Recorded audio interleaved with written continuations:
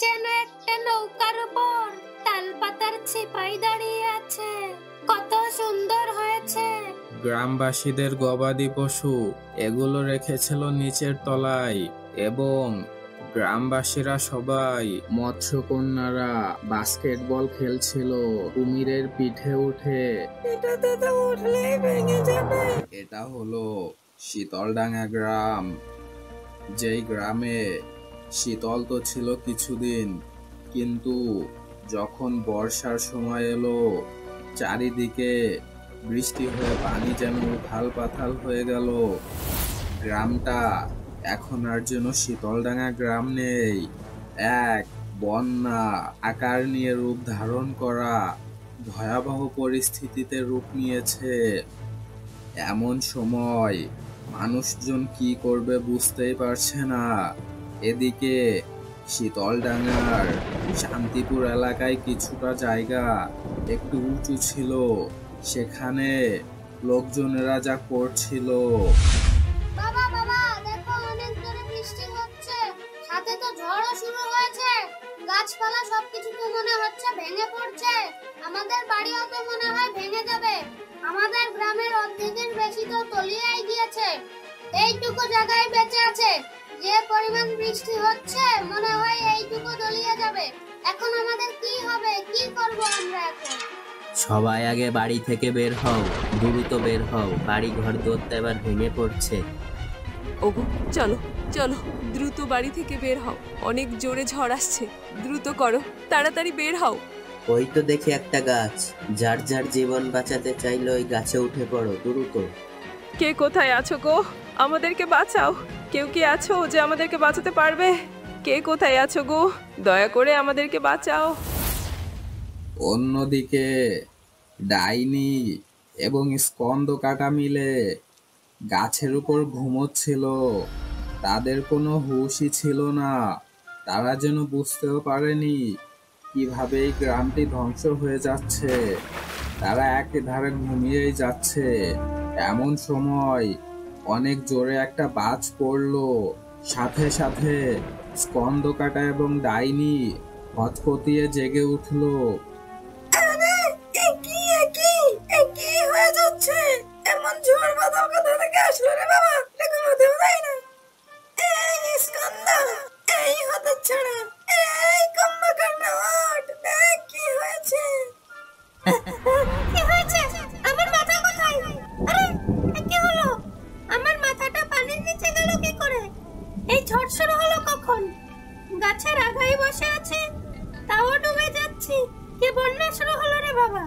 দাঁড়াও তো, আগে আমার মাথাটা নিয়ে আসি। এই মাছ, সর এখান থেকে, আমার মাথাটা নিতে দে। এটা আমার মাথা, তোর খাওয়ার জিনিস না রে হতভাগা। মাথাটা লাগিয়ে নি। কি হলো? এখন কি হবে আমাদের? গাছও তো ডুবে গিয়েছে, না জানি মানুষের কি অবস্থা। গ্রামও তো মনে হয় তলিয়ে গিয়েছে এই বন্যায়। যাই, আমি আগে একটা নৌকা বানিয়ে গ্রামবাসীকে দেখে আসি। আমারও তো মনে হচ্ছে একটা নৌকা বানাতে হবে। আমি বেশি কষ্ট করব না বাবু, একটা ছোটখাটো নৌকা হলেই হবে, তারপর যা হবে দেখা যাবে। না না, আমি কোনো কাঁচা কাজ করব না। এখানে আমার বুদ্ধি দিয়ে খেলতে হবে।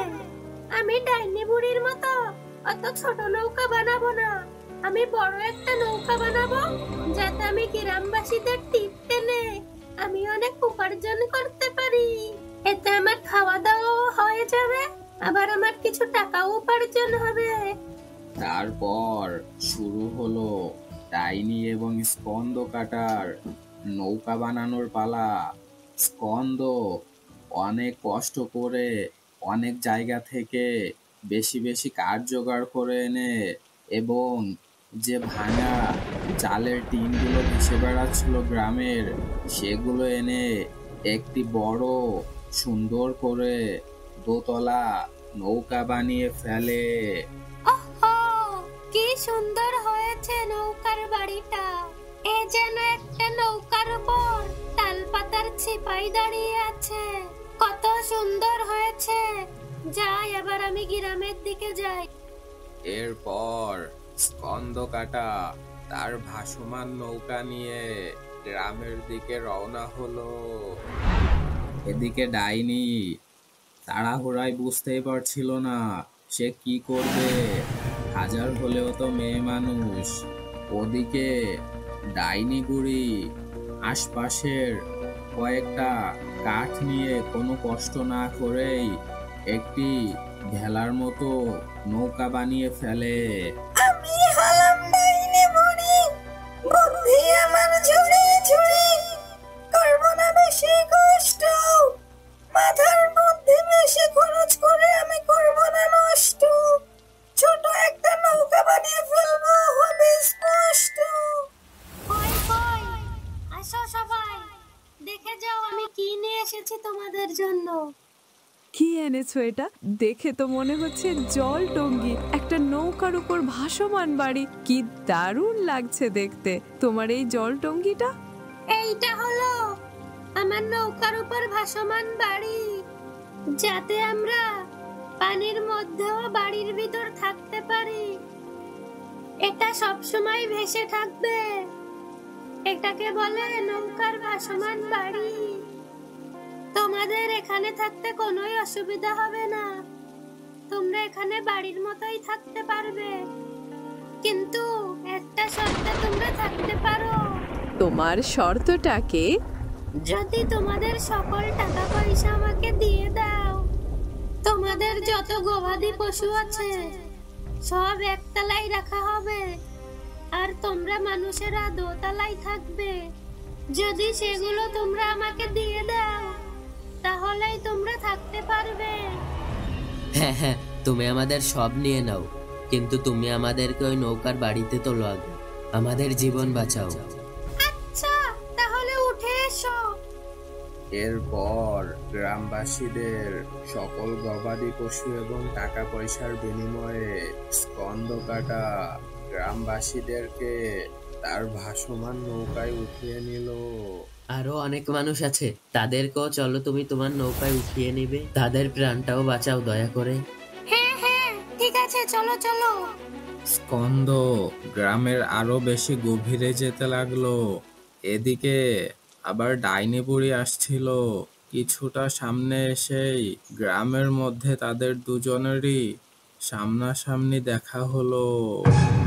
এই গ্রামবাসীরা, দেখো, তোমাদেরকে সাহায্য করার জন্য আমি নৌকা বানিয়ে এনেছি। এসো এসো, আমার নৌকায় সবাই এসো, কিছুই দেওয়া লাগবে না, একেবারে ফ্রি, সবাই চলে এসো। হ্যাঁ হ্যাঁ হ্যাঁ, এই বোকা ডাইনি কি বানিয়ে এনেছে? বলদ বোকা ডাইনি, এই ভাঙা নৌকায় তো কেউই উঠবে না, একজন উঠলেই তো ডুবে যাবে। আর স্কন্দর নৌকা দেখো, জানো নৌকার উপর অনেক বড় ভাসমান বাড়ি, কত আরামে থাকতে পারবো আমরা। এই বোকা ডাইনি, যাও এখান থেকে। এই বোকা ডাইনি, অলস বলদ ডাইনি, এ কি বানিয়েছো? তোমার এই ভাঙাচোরা নৌকায় দেখতে ছাগল গরুও উঠবে না। আর এটাই নাকি উঠবে গ্রামবাসীদের? যাও, ভাগো এখান থেকে। গ্রামবাসী, এখন তোমরাই বলো, সামান্য কটা টাকার জন্য আর তোমাদের ওই কিছু গবাদি পশুর জন্য তোমরা কি ডাইনির ওই ভাঙা নৌকায় যেতে চাও, নাকি আমার এই ভাসমান সুন্দর নৌকার বাড়িতে যেতে চাও? আরে কে উঠবে ওই ডাইনি বুড়ির ভাঙা নৌকাতে? কেউই যাবে না, আমরা তোমার নৌকাতেই যাব। চলো চলো স্কন্দ। গ্রামবাসীদের গবাদি পশু, হাঁস মুরগি গরু ছাগল এগুলো রেখেছিল নিচের তলায়, এবং গ্রামবাসীরা সবাই উপরের তলায় গিয়ে বসেছিল। যাত্রা পথে যেতে যেতে ওরা দেখতে পেল পানির গভীরে মৎস্যকন্যারা বাস্কেটবল খেলছিল। কুমিরের পিঠে উঠে কচ্ছপ এবং ব্যাঙ লাফালাফি করছিল। আরো যে কত কি দেখলো সেটা বলে শেষ করা যাবে না। এমন এক সময় যাত্রা করতে করতে রাত্রিবেলা বড় এক বট গাছের শিকড়ে এসে তাদের জলটুঙ্গিটা বেঁধে গেল। সেই গাছ থেকে বেরিয়ে এলো অনেকগুলো ভূত। সেখানে ছিল ছিচকে মিচকে, হেঁচো পেঁচো, মুস্কি লেস্কি, আরো অনেকে। তারা এসে স্কন্দ কাটার কাছে অনুরোধের স্বরে বলল, স্কন্দ দাদা, তুমি একটু তোমার ওই নৌকার ভাসমান বাড়িতে আমাদের থাকতে দেবে? ঝড় বৃষ্টিতে না আমাদের সব বাড়িঘর ডুবে গিয়েছে। আমাদের এখন কোনো থাকার জায়গা নেই। কোথায় যাব, কি করব কিছুই জানি না। আর দেখো না, আমরা ঠান্ডায় কাঁপছি। আমাদের শরীরের অবস্থা দেখেছো কি খারাপ। দয়া করে তোমার ওই নৌকায় আমাদের তুলে নাও স্কন্দ দাদা। আরে শোনা গো, আমার খুব কষ্ট হচ্ছে বলো। তোমাদেরকে থাকতে দিতে পারি, কিন্তু একটা শর্ত আছে। যদি আমার শর্ত মতো আমাকে সবকিছু দিতে পারো, তাহলে আমি তোমাদেরকে উঠিয়ে নেব আমার এই জলটুঙ্গিতে। কি বলছো স্কন্দ দাদা? আমাদের কাছে তো দেওয়ার মতো কিছুই নেই। পানিতে তো সব ডুবে গিয়েছে। কি দেব তোমাকে আমরা? আমরা তোমার নৌকার সব কাজ করে দেব। আমাদের কানের ফ্যান দিয়ে তোমার নৌকাও আমরা চালিয়ে দেব। তোমার কোনো কাজই করা লাগবে না। আমাদের শুধু একটু তোমার নৌকায় উঠিয়ে নাও স্কন্দ দাদা। না না, শুকনো কথাই চিড়ে ভিজবে না। তোমরা যদি এই গ্রামবাসীদের মতো এইরকম গরু, মুরগি, টাকা এইসব দিতে পারো, তাহলেই উঠিয়ে নিব। আর আমার কাজ আমি নিজেই করে নিতে পারি। তাছাড়া ওইসব যদি না দিতে পারো, আমি স্কন্দ কাউকে তুলবো না আমার নৌকায়। এমন করে বলো না স্কন্দ দাদা, দয়া করে আমাদের তোমার ওই ভাসমান নৌকাতে তুলে নাও। আমরা কোথায় যাবো বলো স্কন্দ দাদা? দয়া করো আমাদের স্কন্দ দাদা, দয়া করে উঠিয়ে নাও। এই যা, সর এখান থেকে, দূর হ। স্কন্দ কখনো ফ্রিতে কাউকে নেয় না। কত শখ এসেছে ফ্রিতে আমার জলটুঙ্গিতে উঠবে। যা ভাগ, আর কখনো যেন এইসব কথা না বলতে শুনি। আমার পথ ছাড়, যেতে দে আমাকে। স্কন্দ কাটা ওদের কেউকেই ওর জলটুঙ্গিতে উঠিয়ে নেয় না, কারণ তাদের কাছে কোনো টাকা পয়সা বা গবাদি পশু নেই। সে শুধু লাভটাই দেখে। এমন সময় ভূতগুলোর মন অনেক খারাপ হয়ে যায়। তারা ভাবতে থাকে তারা কি করবে এখন। একবার মরে তো ভূত হয়েছে, এবার মরে গেলে কি হবে সেটাও তারা জানে না। এমন সময় ডাইনি বুড়ি নৌকা চালিয়ে তাদের দিকে আসছিল। কি হয়েছে? তোমাদের মন খারাপ কেন? কি হয়েছে বলো শুনি।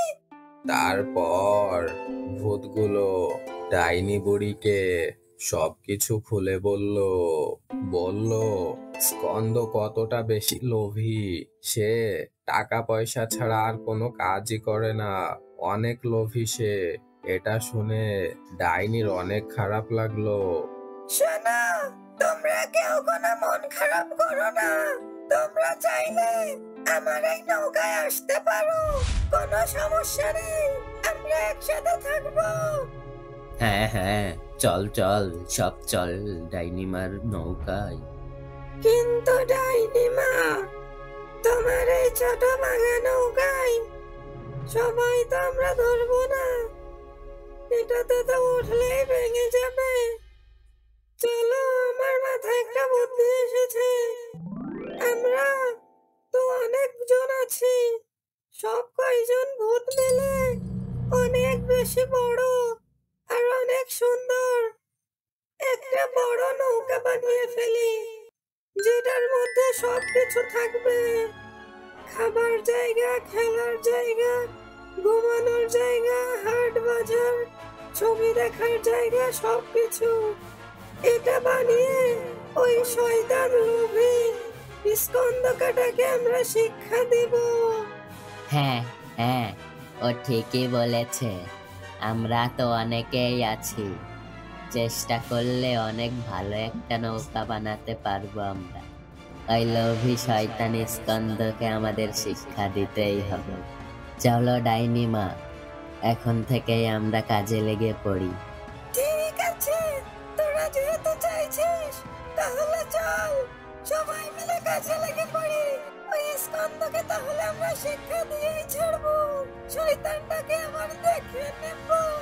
তারপর ডাইনি বুড়ি এবং বাকি ভূতেরা মিলে নতুন নৌকা বানানোর কাজে লেগে পড়ে। এক জাদু দিয়ে ও এক জায়গা থেকে কাঠ কুড়িয়ে এনে অন্যজন অন্য জাদু করে যে যেভাবে পারছে সেভাবেই কাজ করে যাচ্ছে। কোথাও যেন খালতি থাকছে না। সবাই যেন হার্ড ওয়ার্ক করতে পছন্দ করে। অনেক হাড় ভাঙা খাটুনির পর তৈরি হয়ে গেল ডাইনিদের সেই কাঙ্ক্ষিত অনেক বড় বিশাল জাহাজ, যেটা তারা ভাবিওনি এটা তারা বানিয়ে ফেলেছে। কেউ বা জাদু করে, আবার কেউ বা কষ্ট করে কাঠ, টিন, ইট, বালু, পাথর এগুলো কুড়িয়ে এনে এনে অনেক কষ্ট করে তারা এটি সম্পূর্ণ করে তুলেছে, শুধুমাত্র স্কন্দকে শিক্ষা দেবার জন্য এবং তাকে দেখাবার জন্য। এই বড় জাহাজের মধ্যে ছিল অনেক বড় শপিং মল, খাবারের জন্য অনেক বড় রান্নাঘর, যেটা 1,00,000 মানুষ খেয়েও শেষ করতে পারবে না এত খাবার। সেটার 4 তলার উপরে রাখা হতো গবাদি পশু। অনেক বড় জায়গা, ঘুমানোর জন্য অনেকগুলো বেড একসাথে। আরো ছিল বিনোদনের জায়গা, টিভি দেখতে পারার জায়গা, সবকিছু ছিল। কি ছিল না এই জাহাজের মধ্যে? এমন কিছু নেই যেটা ওরা তৈরি করেনি। তারা এটা নিয়ে যাত্রা শুরু করলো। এটাই যেন অনেক বড় বড় ঢেউ উঠছিল।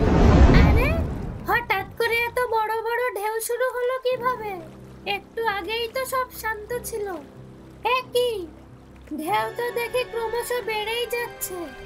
আরে আরে, আমার জলটুঙ্গি তো ভাঙতে বসেছে। এত মজবুত করে বানালাম, তাও কিভাবে ভেঙে যাচ্ছে? এমন নড়বড়ে অবস্থা কেন? এত বড় বড় ঢেউ ওঠে তো তখন, যখন অনেক বড় জাহাজ আসে। ডাইনি বুড়ি এবং বাকি ভূতেরা মিলে তাদের সেই বড় জাহাজ নিয়ে স্কন্দর ছোট জলডুঙ্গির কাছে আসছিল। এজন্যই এত বড় বড় ঢেউ শুরু হয়েছে। স্কন্দর নৌকা প্রায় ভেঙে চুরে চুরমার হয়ে পুরোপুরি পানির মধ্যে ডুবে যেতে বসেছে। এমন সময় ডাইনির বিশাল বড় জাহাজ এসে দাঁড়ালো স্কন্দকাটার ডুবে যাওয়ার জলডুঙ্গির পাশে। কিছু কাঠকুটি ধরে কয়েকজন ভেসেছিল, তাদের মধ্যে স্কন্দ ছিল। আরে এত বড় জাহাজ, এত বড় জাহাজ নিয়ে আমাদের এখানে কি এলো? ওটা আমাদের ডাইনি মায়ের জাহাজ স্কন্দ। চোখ কপালে উঠে গেল তো। দেখলি, তুই তো নিতে চেয়েছিলি না তোর এই জলটুঙ্গিতে। এখন দেখ আমরা সবাই মিলে কি বানিয়েছি। ডাইনি মা তোর সাথে কথাও বলবে না। তুই একটা লোভী।